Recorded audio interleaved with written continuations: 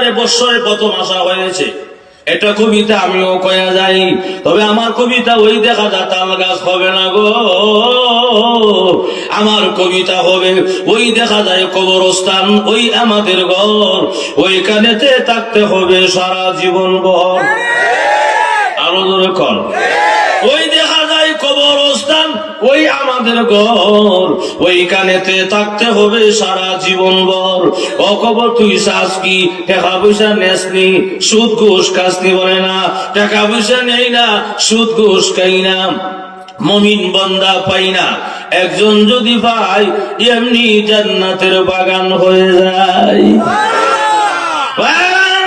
এজন্য আল্লাহর রাসূল বলেন, আল কবর রাউদাতুন মিন রিয়াজিল জান্নাহ আও হুফরাতুন মিন হুফারিন নার। কবরটা কারোর জন্য জান্নাতের বাগান হবে, আবার কারোর জন্য জান্নাতের জাহান্নামের গাড়া হবে।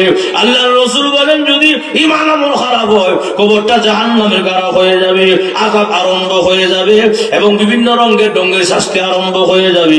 আল্লাহর রাসূল বলেন, কবরটা সংকীর্ণ হয়ে যাবে, এমন জোরে চাপ দিবে গো, এক পাজর হাড্ডি আর এক পাজর দিয়া বের হয়ে যাবে, এমন আযাব আরম্ভ হয়ে যাবে। ঈমান আমল যদি খারাপ হয় তাহলে এমন আযাব হবে। আল্লাহর রাসূল আরো বলেন, যদি ঈমান আমল ভালো হয় কবরের মধ্যে রাখতে দেরি হবে, একজন ঘোষণাকারী ঘোষণা দিবে, ওয়ালবিসুহু মিনাল জান্নাহ ওয়া আফরিসুহু মিনাল জান্নাহ। ফেরেশতারা রে, আমার বান্দাকে জান্নাতি পোশাক পরায়া দে, আমার বান্দারে জান্নাতি বিছানা বিছায়া দে এবং কবর থেকে একটা ছিদ্র করে দে জান্নাত বরাবর, যেন আমার বান্দা কবরে ঘুমায়া ঘুমায়া জান্নাতের আরামায়েশ ভোগ করতে পারে। এজন্য ঈমান আমল ঠিক করতে হবে।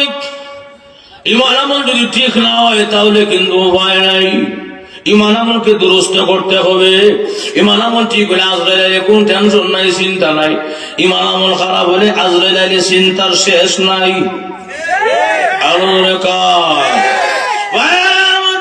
এই জন্য আমাদেরকে পরিবর্তন হতে হবে। আমরা সমাজের মধ্যে কিছু বাটফার আছে, নামাজ না পড়লো ঈমান বড় শক্ত আছে না না? আচ্ছা, ঈমান আমল ভালো, কেন নামাজ না পড়লে ঠিক কিনা? এখন নামাজ ঈমান বড় শক্ত, বাটফা কথা বলা।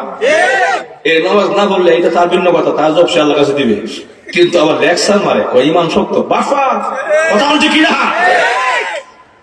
এরপরে নামাজ না পড়লে ক্ষতি মারে কত আছে, মরবার কত আছে, কথা বলা। এরপরে আল্লাহ কিতা কইতাম কোন, এরপরে আমরা সমাজে নষ্ট হয়েছে, কতগুলো বন্ড বাটফার আছে। ও মরিদ ভাই, আমার মরণকালে টুলবাসি বাজায়, কথা বলা। সারা জীবন কইলাম মরণ সময় মৃত্যু করিমা ফিরো, কোরআন সুক্ত লাভ করি আসেন ফিরো, ডুলবাসি বাজাইতো। মানুষ কি বলতো তার ছিল মাঝে মধ্যে কিনা? High high. এরপরে আবার কয়, কিরামান কাতিবিন রোজ হাসরের দিন, কথা বলা। অসুবিধা আছে? কিরামান কাতিবিন রোজ হাসরের দিন আল্লাহর কাছে যদি করে অভিযোগ, আমি বলবো ছিলাম ল্যাংটা বাবার লোক। নাউজুবিল্লাহ নাই? ল্যাংটা বাবা ফিডার ছিল ধুমা উঠবো, কথা বল না।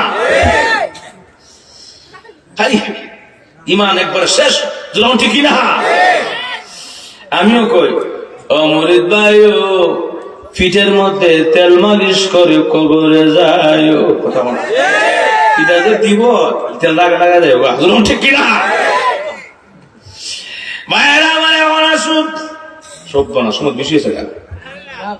হ্যাঁ, এক ঘন্টা বেশি হয়েছে কেন?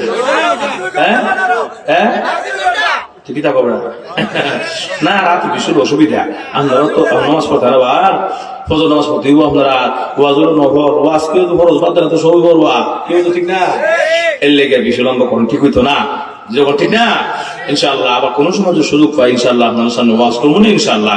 ভাইয়ের আমার এখন আসুন, আমি যে শেষ কথা যেটা বলতে চাই, আমাদের সকলকে মরতে হবে, অনিবার্য কোনো সন্দেহ নাই। এই জন্য আজরাইল আসলে যদি বলি, ও আজরাইল ভাই আমাকে সুযোগ দাও, আমাকে সুযোগ দাও, তার সুযোগ দেওয়া হবে না।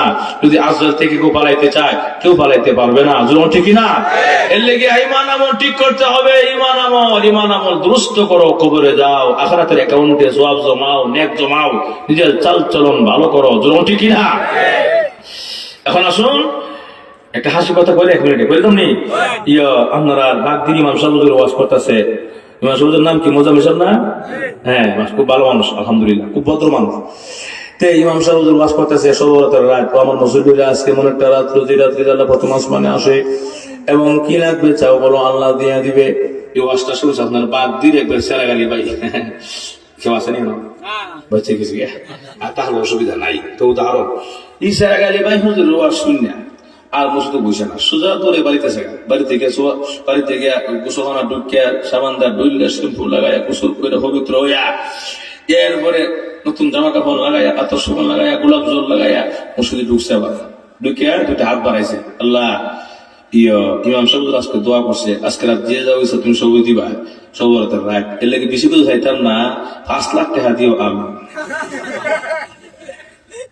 এসব কথা কথা কন 5 লাখ টাকা চাওয়ার পরে একটা মেয়ে মসজিদে বসে না, বেটা সারা তো নামাজ পড়বি না বেটা। দৌড়ায় বাড়িতে এসে আয়া সুবার মধ্যে বয়ে মাথার লাড়া মুসকে মুসকে হাসে। ওনার ওয়াইফ জিজ্ঞাসা করে, আপনি খুশি খুশি লাগে সব ঘটনা কি? বুঝবে একটু ওই টাকার খেলা। বিডি কিছু বার কথা বাড়াইছে না। এবার 1 ঘন্টা অপেক্ষা, টেকা তো আনা। 2 ঘন্টা টেকা আনা, কি তার ইমাম যদি ওয়াজ করলো আল্লাহ দিব। 3 ঘন্টা টেকা আনা। 4 ঘন্টা হয়েছে গা, এমনি ফজর আদান শোনা যায়, এমনি বেটা মেজাজটা খারাপ হয়েছে। দেখছো ইমাম সাহেব সারা জীবন মিশাওয়াজি আমদারে করে, সারা বছর সারা জীবন, আজকে রাইতে ইমাম সাহেব একদিন কি আমার একদিন ঠিক না?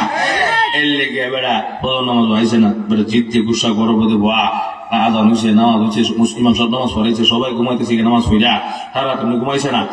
এখন এইদিকে মিসারা গাড়ি রওনা বসে দোতলা করলেন তো বুঝছে, আরে এদিকে সেরা গাড়ি বাকি তো হুজুর আপনাদের রাত্রে ওয়াজ করছিলেন, আপনার ওয়াজ সত্য নুজুর অসত্য, আমারও অসত্য।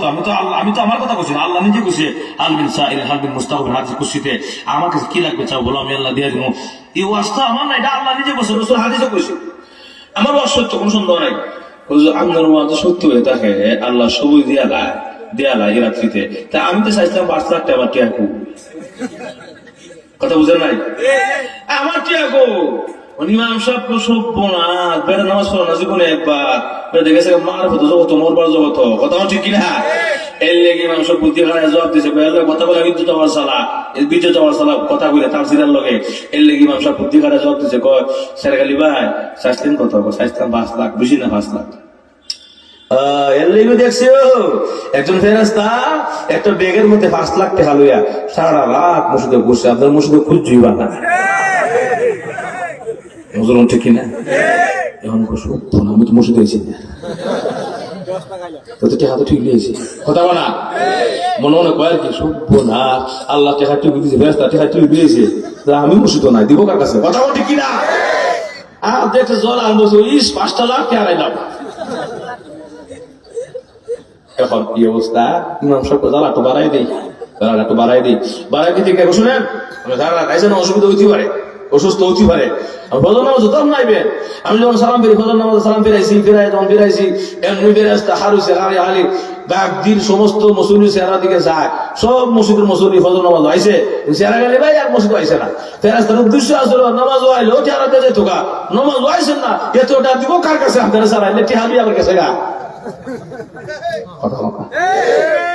এই ফজর ফেরা সভ্য না, বলতো আমার হুজুরের না, কথা বলা হুজুরের দোষ না রে, দোষ তো আমার, আমি চাইছিলাম ঠিক, আমি তো মসজিদে আইছি, কথা বলা।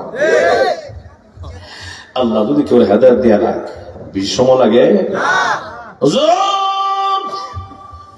ভুল করেছি, অন্যায় করেছি, অপরাধ করেছি, মাফ করে দেন, আর জীবনে এমন ভুল হবে না গো। আজকে থেকে আপনার হাত ধরে ওয়াদা করলাম, তওবা করলাম, জীবনভর মৃত্যুর আগ পর্যন্ত আর কোনদিন 5 ওয়াক্তের নামাজ মসজিদে ছেড়ে দিব না। ভাইয়ের আমার ইমান আমল ঠিক করতে হবে, ইমান আমল ঠিক করলেন কেমনে হবে? 5 ওয়াক্ত নামাজের মাধ্যমে। ইমান আমল ঠিক হবে সুন্দর চাল চলনের মাধ্যমে। এই জন্য ভাইয়ের আমার আল্লাহর রাসূল বলেন, যদি কোন ইমান আমল ঠিক থাকে 5 ওয়াক্তের নামাজি হয়, আল্লাহর রাসূল বলেন আসমান থেকে রহমতের 500 ফেরেশতা নাজিল হবে তাকে সাকরাতের সময় স্বাগতম দেওয়ার জন্য। আল্লাহ নিজেও বলেছেন ইল্লাল্লাযীনা ক্বালু রাব্বুনাল্লাহ, যারা বলছিল আল্লাহ আমার রব, আল্লাহ আমার সব, সুম্মা ইসতাকামু, অটল ছিলেন বান্দা, অবিচল ছিলে, হামলায় ছিল, মামলায় ছিল, জিহাদায় ছিল, জুলুমায় ছিল, রিমান্ডে গেছিলে, এরপর তুই আমি আল্লাহরে বলস নাই, দুনিয়াতে হালাল পথে চলতে গিয়া একবেলা খাইছস তাও আমারে বলস নাই, দুনিয়াতে হালাল পথে চলতে গিয়া মাসের মাস গরু গোশত খাইতে পারস নাই, ছুটকি খাইছস, অসুবিধা নাই, বান্দারে আল্লাহ তাকাবো, কোনো ভয় নাই। কি নাই? সক্রাতের হালতে লোকটা শুয়ে রয়েছে, ফেরেশতা এসে বলে কোনো ভয় নাই। সুবহানাল্লাহ। মুফাসসিরিন কেরাম তাফসীর কিতাবের মধ্যে লেখে আল্লাহ তাখাফুর দ্বারা আল্লাহ কি বুঝাইতে চান? আল্লাহ বুঝাইতে চায় বান্দারে তোর কবরেও কোনো ভয় নাই, হাসরেও ভয় নাই, মিজানেও ভয় নাই, ফুলসিরাতেও ভয় নাই। বান্দারে প্রতিটা সেক্টরে সেক্টরে গাঁথিতে গাঁথিতে আমি মহান আল্লাহ রব্বুল আলামিন বন্ধু হয়ে জান্নাতে পৌঁছায়া দিব। আল্লাহ তাকাবু ওয়ালা তাহজান, কোনো চিন্তা নাই। ওয়া আবশিরু বিল জান্নাতিল্লাতী কুনতুম তুআদুন। এক একটা শব্দ আছে আল্লাহ তাকাব ওয়ালা তাহজান, এই শব্দের ব্যাখ্যা করলে এক একটা শব্দ এক একটা ঘন্টা লাগবে। আমি সাইরা দিলাম। আল্লাহ বলেন আল্লাহ তাকাব ওয়ালা তাহজান ওয়া আবশিরু বিল জান্নাতিল্লাতী কুনতুম তুআদুন। সুসংবাদ গ্রহণ করো ওই জান্নাতের, যে জান্নাত আল্লাহ তোমার ওয়াদা করেছিল। এই কথাটা বলার সঙ্গে সঙ্গে কিতাবে লেখছে পুরা জান্নাতটা তার চোখের সামনে তুলে ধরা হবে। সক্রাত হাত শুয়ে রয়েছে, জান্নাত দেখা যায়। সুবহানাল্লাহ। ওই দেখো আঙ্গুর বাগান, আপেল বাগান, এই বাগান, সেই বাগান, বালাখানা, জান্নাতের হুরহুরিয়া সবতে গ্লাস বিয়া রয়েছে। সুবহানাল্লাহ। এবার জান্নাত দেখিয়া সক্রাত হালতে পেরা বডি ভিতরে মন নাই, মন আইছে কল্পনা জগতে জান্নাত। সুবহানাল্লাহ। কল্পনা জগতে কয়েছে হন জান্নাত। আল্লাহ সাইরিছে এদিকে আজরাইল তার রুহটা কবজ করতেছে, প্রত্যেকটা রক টাস টাস করে সিরা সিরা রুহটা বের খবরই নাই, বের মন কই জান্নাতে। বডি ভিতরে মন না থাকলে খুব দেখিতে হইছে কথা বলা। এই ফাঁকে আজরাইলে প্রত্যেকটা রক সিরা সিরা কি পরিমাণ কষ্ট দিয়া তাও থেকে মাথা পর্যন্ত রুহটা বাইর করতেছে। না খারা গাইছে, না খারা গাই, এখন বাইরে যাবো। এমনি ফেরেশতা সুন্দর কণ্ঠ দিয়ে তেলাওয়াত করবে। সুবহানাল্লাহ। আরো বলবো يا أيتها النفس المطمئنة ارجعي إلى ربك راضية مرضية فادخلي في عبادي وادخلي جنتي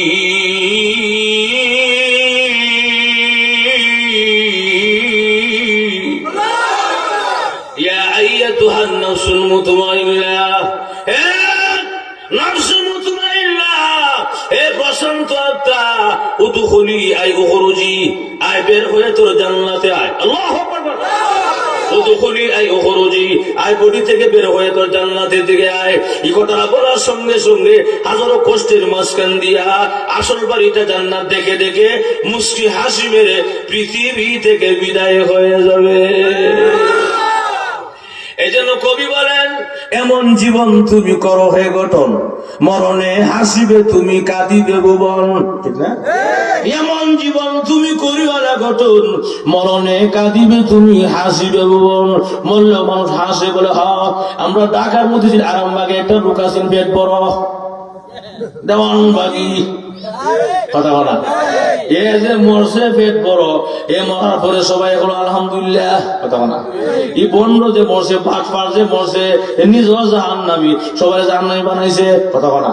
এর লিগে সবাই খুশি আর হাসে আলহামদুলিল্লাহ, মিষ্টিও বিলাইছে। কিন্তু বন্ড ঠিকই কান্দতে কান্দতে বিদায় হয়ে গেছে।